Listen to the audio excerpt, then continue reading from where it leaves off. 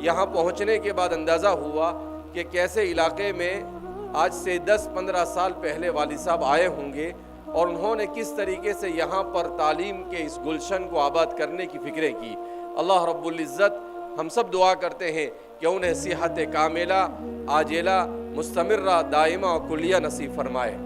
آج صبح بھی 11 بجے مجھے فون آیا اور فون پر ہسپتال میں ہیں، آپ کے ہارٹ میں بھی اینجیوپلاسٹی ہوئی، آپ کو کڈنی کا مسئلہ ہے، مگر مجھے فون کر کر پوچھتے ہیں کہ تم کسارا بارگنڈا پہنچے یا نہیں پہنچے۔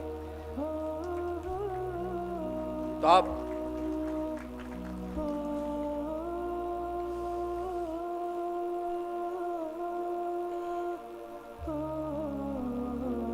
اندازہ لگا سکتے ہیں کہ اس شخص کے دل میں انسانیت کا کتنا درد ہے۔ ان کو ایک ہی دھن سوار ہے کہ کس طریقے سے اس ملک کے باشندوں کو تعلیم سے آراستہ کر دیا جائے۔ ان کو اپنی صحت کی کوئی پڑی نہیں،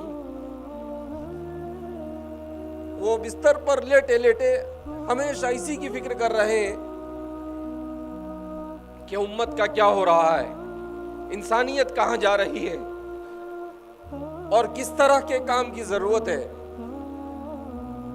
اگر ہم سب اس فکر کو اوڑھ لیں تو یہ ملک دنیا میں سورج بن کر چمک سکتا ہے۔ میرے بھائیو، دوستو اور بزرگوں، آج اس دنیا میں 800 کروڑ انسان ہیں، مگر اس دنیا میں درد رکھنے والے دل نہیں ہیں۔ آج کی دنیا میں نفرتوں سے بھرے ہوئے دل ہیں۔ آج کی اس دنیا میں محبتوں کی ضرورت ہے۔ دنیا کا کوئی مذہب، دنیا کا کوئی کانسٹیٹیوشن، دنیا کا کوئی دستور اور دنیا کا کوئی قانون نفرت نہیں سکھاتا ہے۔ دنیا کا ہر مذہب انسان کو انسان کے ساتھ محبت کرنے کا سبق سکھاتا ہے۔ دنیا کا ہر قانون، چاہے وہ کیسا ہی گیا گزرا قانون ہو، مگر کسی قانون میں ایسا نہیں لکھا ہے کہ ایک دوسرے کے ساتھ نفرت کی جائے۔ ہر قانون یہ سکھاتا ہے کہ سب کو آپس میں محبت کے ساتھ اللہ کی زمین کے اوپر رہنا ہے۔ ہم سب ایک ماں باپ کی اولاد ہے۔ قرآن کریم کی جو آیت کریمہ میں نے آپ حضرات کے سامنے تلاوت کی، وہ یہی کہتی ہے۔ آج کا انسان پریشان ہے، وہ یہ معلوم کرنا چاہتا ہے کہ آخر اس دنیا میں انسان کیسے آیا، اس دنیا میں انسان کیوں آیا اور اس دنیا میں انسان کو کیسے زندگی گزارنی چاہیے۔ قرآن کریم کی اس آیت کریمہ نے بتلایا کہ دنیا کے تمام فلسفے اس کے سامنے پھیر ہے۔ قرآن میں اللہ کیا فرماتے ہیں؟ یا ایھا الناس، اے لوگو، اے ایمان والوں نہیں کہا، اے مسلمانوں نہیں کہا۔ قرآن صرف مسلمانوں کا نہیں، قرآن صرف مومنوں کا نہیں، قرآن پوری انسانیت کے لیے آیا ہوا ہے۔ قرآن پوری انسانیت کو زندگی جینے کا سلیقہ سکھانے کے لیے آیا ہے۔ قرآن کریم اس لیے نہیں آیا ہے کہ دنیا کے اندر میں نفرتوں کو، بلکہ دنیا سے نفرت کو ختم کرنے میں سب سے بڑا اگر کسی کتاب نے رول ادا کیا ہے تو وہ اللہ کی کتاب قرآن کریم ہے۔ قرآن کریم کی جو آیت کریمہ میں نے آپ کے سامنے پڑھی، وہ ایک اتنے عظیم فلسفے کو بیان کر رہی ہے۔ کیا فلسفہ ہے؟ آج اسکول میں ہمارے بچے پڑھتے ہیں، کالجوں میں پڑھتے ہیں، اور جگہ جگہ پر انسان سوچتا ہے کہ انسان اس دھرتی پر کیسے آیا۔ اللہ نے بتلایا کہ انسان اس دھرتی پر کیسے آیا۔ کہا سیدھی سی بات ہے، this is a special creation of God، یہ اللہ کا سب سے خصوصیت کے ساتھ بنائی ہوئی مخلوق ہے۔ اللہ نے اسے بنایا ہے۔ قرآن کریم اسی کو کہتا ہے، یا ایھا الناس، اے لوگو، اتقوا ربکم الذی خلقکم، تم ڈرو اپنے اس پروردگار سے، الذی خلقکم من نفس واحدہ، جس نے تمہیں ایک نفس سے پیدا کیا۔ اللہ نے سب سے پہلے حضرت آدم علیہ السلام کو پیدا کیا، وخلق منہا زوجہا، اور پھر ان سے ان کی بیوی حضرت حوا کو پیدا کیا، اور پھر اسی حضرت حوا اور آدم کو زمین پر بھیجا۔ ان سب کو جنت میں پیراڈائز میں بنایا اللہ نے، پھر زمین پر بھیجا، وہ زمین پر آئے، وَبَثَّ مِنْهُمَا رِجَالًا كَثِيرًا وَنِسَاءً، قرآن میں اللہ اعلان کرتا ہے، اور پھر ان دونوں کے ذریعے سے اس زمین پر انسانوں کی آبادی شروع ہوئی، اور آج 2023 میں جب ہم یہاں پر کھڑے ہوئے ہیں تو اللہ کی زمین پر ان دو آدمیوں نے جس گلشن کو اللہ نے جن کے ذریعے سے آباد کیا تھا، 800 کروڑ انسان ہے، اور ان سب کا ڈی این اے، ان سب کا رشتہ اسی آدم اور حوا سے جا کر ملتا ہے۔ ہم آج دنیا میں ایک دوسرے سے نفرت کر رہے ہیں، کیوں نفرت کر رہے ہیں؟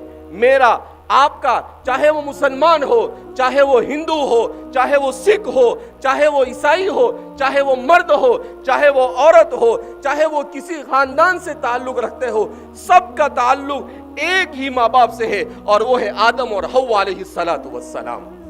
کیا ایک ماں باپ کی اولاد ہونے کے بعد بھی جھگڑا کر سکتے ہیں؟ کیا ایک ماں باپ کی اولاد ہونے کے بعد بھی آپس میں ایک دوسرے کے خون کے پیاسے ہو سکتے ہیں؟ کیا ایک ماں باپ کی اولاد ہونے کے بعد بھی اس طریقے سے ہم مال کے پیچھے بھاگتے ہیں کہ ہم نہ رشتے کو دیکھتے ہیں، ہم اس طریقے سے دنیا اور منصب کے پیچھے بھاگ رہے ہیں کہ ہمیں انسانیت کی کوئی پڑی نہیں ہے، ہم نے انسانیت کو بھینٹ چڑھا دیا ہے؟ میرے بھائیو، دوستو اور بزرگوں، ضرورت ہے اس دنیا کو محبت کی۔ اس دنیا میں سائنس بھی ہے، دنیا میں ٹیکنالوجی بھی ہے، دنیا میں سب کچھ آ گیا، مگر محبت اس دنیا سے رخصت ہو گئی۔ اگر دنیا میں ساری انسان کی ضرورتیں اور سائنس اور ٹیکنالوجی کہاں سے کہاں انسان کو پہنچا دے، لیکن محبتیں نہیں ہوگی تو یہ دنیا کا سارا کے سارا نظام بیکار ہے۔ کیا کرے گا انسان اس زمین پر رہ کر؟ آپ کے پاس سب کچھ ہے، مگر ایک انسان دوسرے انسان کو دیکھنے کے لیے تیار نہیں، ایک انسان دوسرے انسان سے محبت سے بات کرنے کے لیے تیار نہیں۔ رسول اللہ صلی اللہ علیہ وسلم جس دین کو لے کر آئے، اس دین میں کیا سکھایا؟ حضور نے فرمایا وَطِلَاقَتُكَ فِي وَجْهِ أَخِيكَ صَدَقَةٌ، اور تیرے اپنے بھائی کو خندہ پیشانی سے ملنا، مسکراتے ہوئے چہرے سے ملنا، یہ بھی صدقہ ہے۔ کیا تعلیم دیا کہ آپ کو کوئی ملے تو آپ اپنا منہ مت پھلائیے، آپ ناراضگی کا اظہار مت کیجئے، آپ اس سے محبت کے ساتھ ملیے۔ اللہ کے رسول صلی اللہ علیہ وسلم کی تعلیمات کو اٹھا کر دیکھے، آپ نے جانوروں کے ساتھ رحمدلی کا معاملہ کیا، آپ نے انسانوں کے ساتھ رحمدلی کا معاملہ کیا۔ جاہلیت کی وجہ سے جو نفرتوں کی جڑیں زمین میں گھڑی ہوئی تھی اور انسانی معاشرے کو کھوکھلا کرتی جا رہی تھی، جس کے بارے میں ایک مورخ کہتا ہے کادت العرب فی القرن الثالث للمیلاد علی شفا جرف نہار، کہ 6 صدی ہجری میں عرب یہ تباہی کے دہانے پر کھڑے ہوئے تھے۔ ایسے موقع پر محمد عربی صلی اللہ علیہ وسلم آئے اور انہوں نے زندگی جینے کا سلیقہ سکھایا، انہوں نے سکھایا کہ کھانا کھانے کا طریقہ کیا ہو سکتا ہے، انہوں نے سکھایا کہ اچھے معاشرے میں بہترین باپ بننا کیسے ممکن ہو سکتا ہے، ایک اچھی ماں کیسے معاشرے میں وجود میں آ سکتی ہے۔ انہوں نے جاہلیت کو ختم کیا اور انہوں نے دنیا میں تعلیم کو عام کیا، اور اسی تعلیم کی برکت سے آج 8 سال پہلے امریکہ کا ایک جنرل ریٹائر ہونے کے بعد کتاب لکھتا ہے، اور اس کتاب کے اندر میں اعتراف کرتا ہے The world without Islam، کہ اگر اس دنیا میں اسلام نہ ہوتا تو آج جو تھوڑا بہت امن ہے وہ دنیا میں وہ امن بھی باقی نہیں رہتا۔ کون کہتا ہے؟ وہ شہید شاہد من اہلہا، امریکہ کا ایک جنرل ریٹائر ہونے کے بعد اور اپنی پوری زندگی گزارنے کے بعد وہ اس بات کا اعتراف کرتا ہے کہ اس دنیا کو امن کا سبق اگر کسی نے سکھایا ہے تو وہ اسلام نے سکھایا ہے۔ اس لیے میرے بھائیو، دوستو اور بزرگوں، اس اسٹیج پر ہر قسم کے لوگ آ کر بیٹھے ہوئے ہیں، مسلمان بھی ہے، ہندو بھی ہے، ہر طرح کے لوگ آ کر بیٹھے ہیں۔ یہ کیا ہے؟ یہ اس ملک کی تہذیب اور اس ملک کا امتیاز ہے۔